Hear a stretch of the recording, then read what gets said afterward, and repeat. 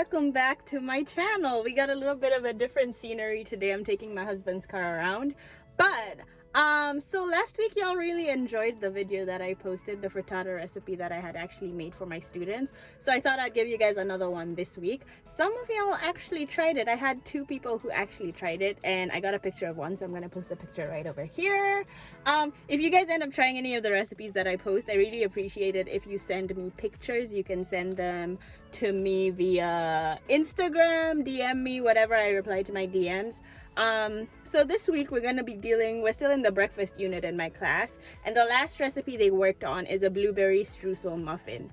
They come out fire, flames, fuego. They are so good. So if you guys try this one, be sure to send me pictures. So yeah, I'm gonna post it just in the same format like I did yesterday, not edited for the YouTubes or anything, but directly how I would send it to my students. They did a great job. I had a lot of students who even their parents came on the Zoom and were like, oh, these are so good, Chef B, these are so good, Chef B. So if it's parents approved, I think it's you guys approved. So I hope you guys enjoy it. I've been pretty consistent with my YouTube channel. I think I'm gonna start posting every week, but I'm not gonna say that too loud because every time I make a promise, it just doesn't happen. But for the last month, we've been consistent, so I feel like I can say that. Can I say that every week? Every week? Can we do that? Okay, let's do it. I hope you guys enjoy it. Bye. Okay, y'all, so today we're going to be making blueberry streusel muffins. This is the mise en place you will need. You're going to need salt, baking soda, sugar, baking powder. This is a lemon zested. So there's a couple of ways that you can go about zesting. By the way, zesting, we should have talked about it in intro, but it's pretty much taking off the skin of the lemons because that's the part that we're going to be using. So when we're talking about zesting, there's 3 ways that you can do it with the tools that you have in your house. Number 1, if you have a zester, that's the easiest way. We want to zest it or grate it, if you will, until you get to the white part. Once you get to the white part, stop because then it gets really bitter. So just take the yellow part of the skins off until you hit the white. The next way we can do it is using a grater. I have a box grater that has multiple sides, so you're going to use the smallest side to try and get the zest off the lemon. And the third way, if you have none of those tools, would be to use a peeler. So use the peeler to get the skins off, and then take a regular chef's knife or whatever kind of knife you have at home to chop it into smaller sizes.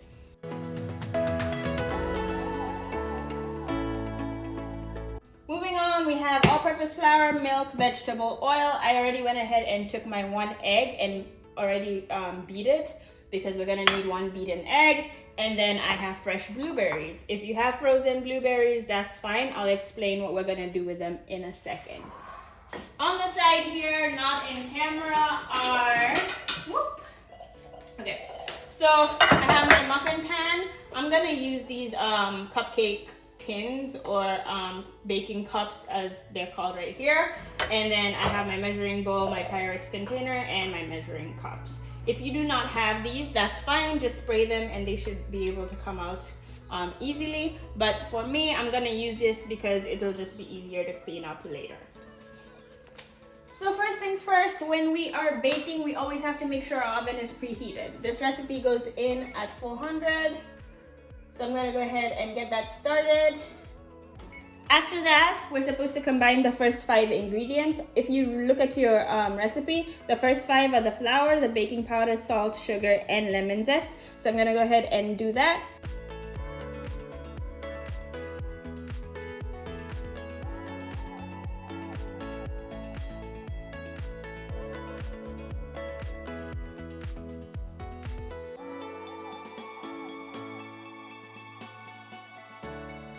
Now that is not brown sugar, it's just turbinado sugar, so it acts like regular white sugar. But if you have brown sugar, you shouldn't use that. This just looks a little brown, but it's okay, it's just regular sugar.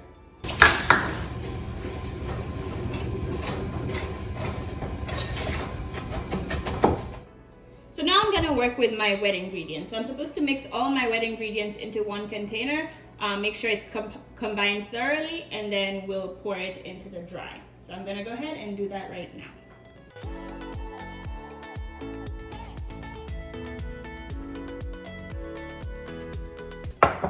So with my wet wet ingredients, I went ahead and made a well, which is a hole in the middle of the dry ingredients. We do not want to overwork our batter and continually mix and mix and mix, because the more we do that, the drier our muffins will become. So what we're gonna do is pour the wet ingredients into the dry. There goes my oven telling me it's ready. I'm gonna pour in my wet ingredients into my dry mix. Just combine it until it's mixed together. Don't keep whisking and whisking, trying to get rid of all the little lumps and bumps. Just make sure it's completely combined, and that's it. Leave it alone.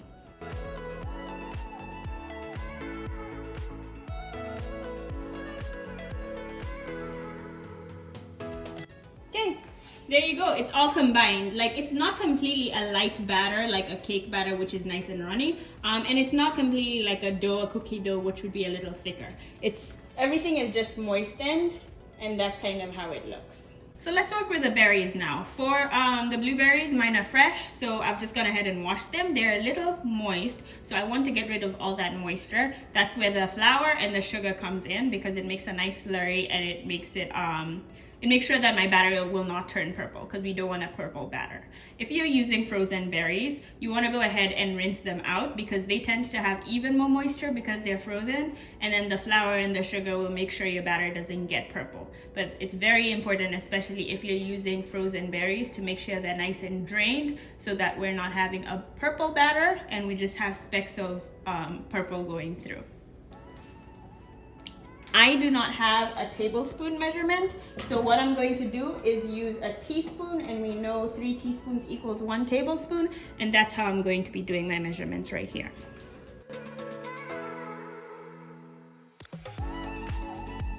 Be very gentle when you do this, because we don't want to break those blueberries up. The flour and the sugar also will make sure that the blueberries are being dispersed through your batter and they're not sinking to the bottom.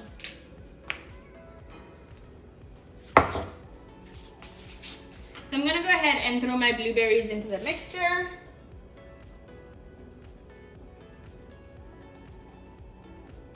I'm not gonna worry about the extra flour in the bowl. And then now we don't wanna whisk them in, because we don't wanna bruise the berries. So I'm gonna take my spatula, my rubber spatula, to just make sure they're folded in through.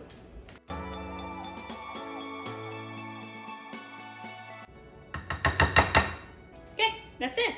Okay, y'all, now we're on to the streusel portion of the recipe. So for this part, you're gonna need cinnamon, butter, all-purpose flour, and sugar. I went ahead and already measured all the ingredients in a bowl. Now we wanna make like a crumbly topping. So I'm gonna use a fork to break it in. If you have a pastry blender, that would be better for the job. Or if you just wanted to go ahead and go in with your fingers, you can do that as well. But for this demonstration, I'm gonna use a fork. You just want to break up the butter. It's not melted, it's just regular butter. You're going to break it into the flour to make a crumbly topping.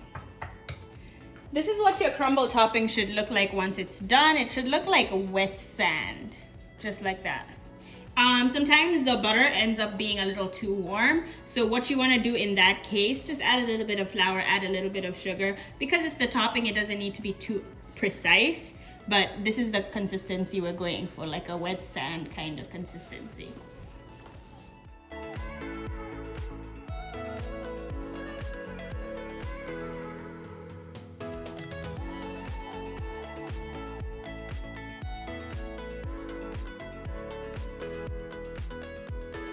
Okay, so once you have them in your muffin tins like this, you're gonna take a spoon and just sprinkle a little of the crumble mixture on the top. You don't want to completely cover them, but you want a good amount on there. I like to pat mine in a little bit because it ensures that it's just not sitting on the top, but it's going to bake into the muffin.